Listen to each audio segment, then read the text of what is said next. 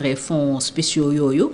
moom itam ay fonds wam bi mu nekkee premier ministre ñu ngi koy coow mais coow li dafa am ku ci dolli dara muy l'ancien ministre de l'intérieur Aly Ngouille Ndiaye mi wax ne Ousmane Sonko mooy premier ministre bi njëkk a am fonds politique. am na ñoo xam ne ñu ngi weddi kàddu yooyu ñu jàpp ne xëy na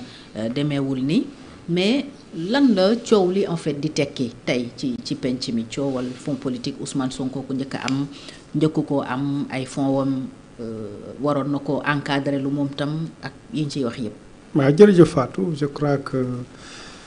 coowul fonds politique coowul xaalis la coowul xaalis nag foo ko fekk moom du nekk coolo débat bu sain débat boo xam ni dafay jekk débat bu dal débat bu positif débat boobu positiful parce que Ousmane Sonko moom xam na ni fonds politique yooyu fa la ko fekk fi la ko régime Pastef fekk musta ñàkk am. même ci premier ministre. non parce pas que Aly Ngouille premier ministre dinaa si ñëw. non man mosuma xam lool ni premier ministre am na premier fonds politique loolu mosuma kaa dégg dama ko mos sax dégg far.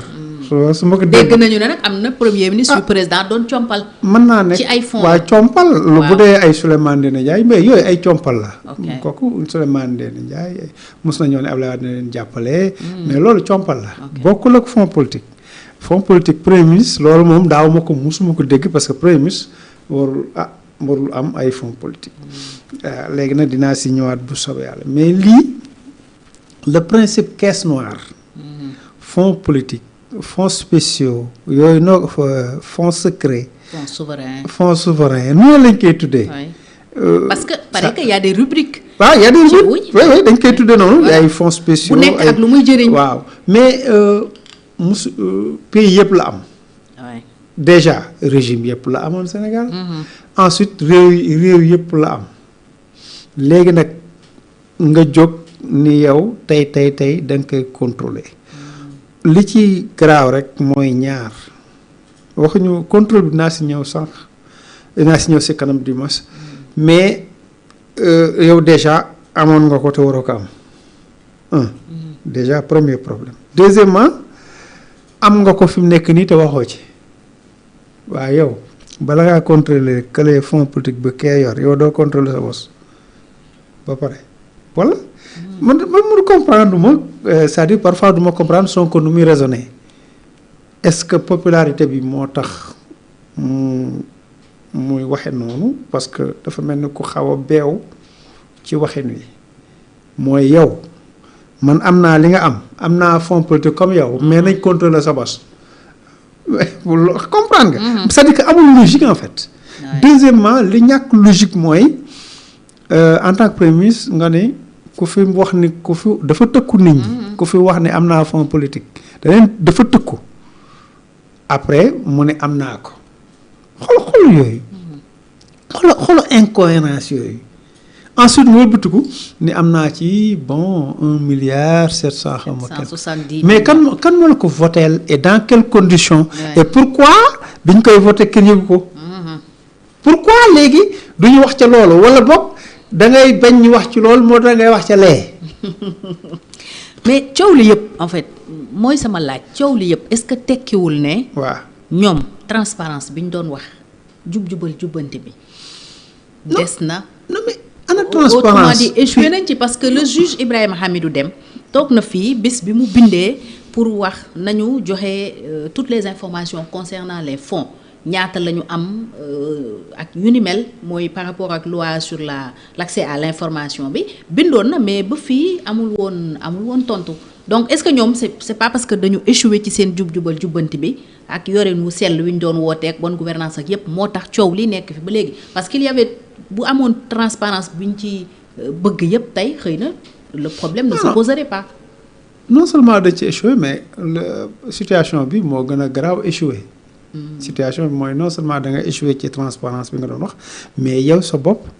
da nga dugg ci circuit boo xam ne ñeneen ñi sax daaw ñu ci dugg. tu as fait pire que les autres. tu as fait que pire et loolu moo gën a garaaw c'est-à-dire que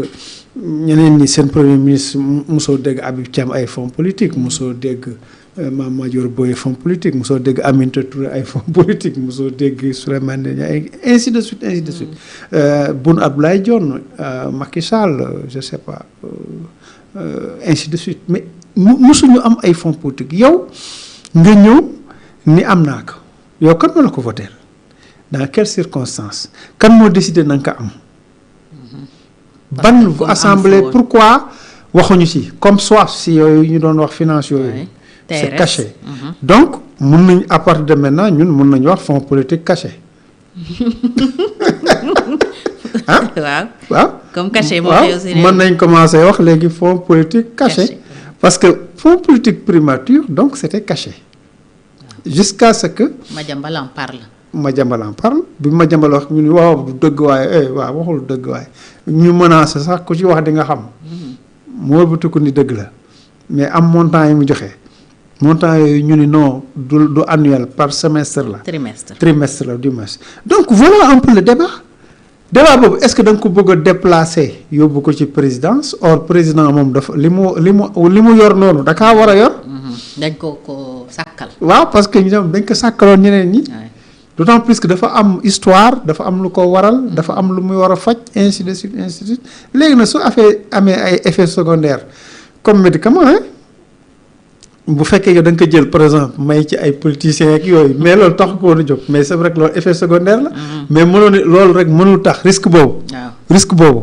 mënul tax nga ni fonds yi du am wala dama koy contrôler parce que fonds yi li muy jariñ moo ëpp fuuf en fait parce que Fatou xam nga lan mooy problème bi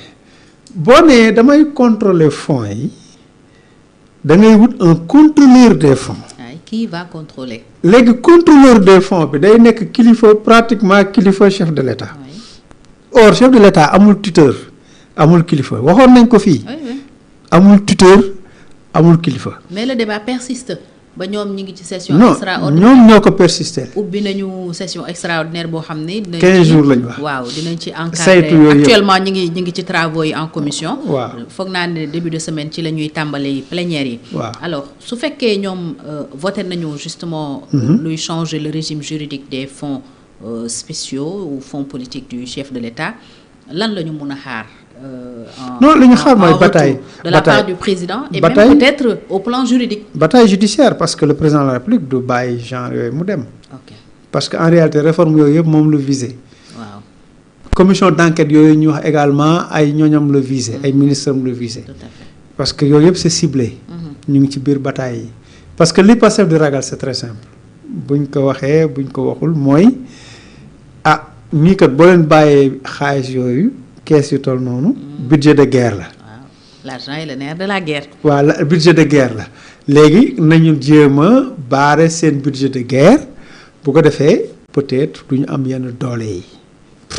calcul boobu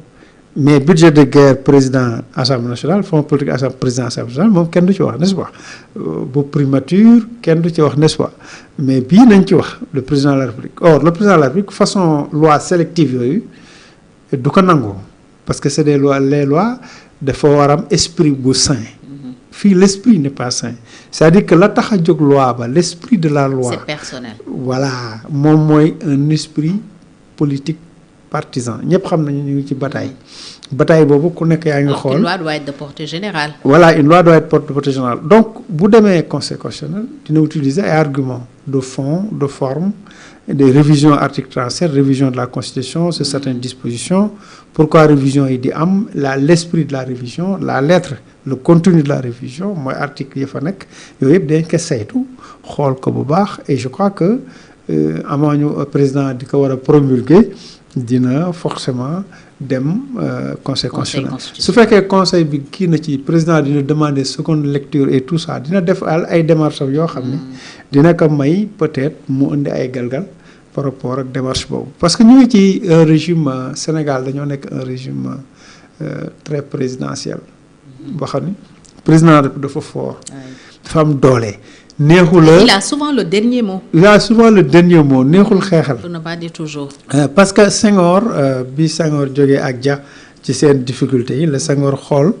avec ses conseillers, et Senghor avait des sérieux conseillers, parce que Senghor, contrairement peut-être que xamuñu, parce qu'à l'époque ñii ay jeunes lañ ñii juddooguñu, mais Senghor dafa amoon ay conseillers voilà ñi ko wër ñi ko doon conseiller état doon ay caaxaan. Il avait des sérieux conseillers ñi nga xam ni dans tous les domaines, le domaine constitutionnel, domaine nangam administration état armée sécurité sociale, Senghor était bien entouré.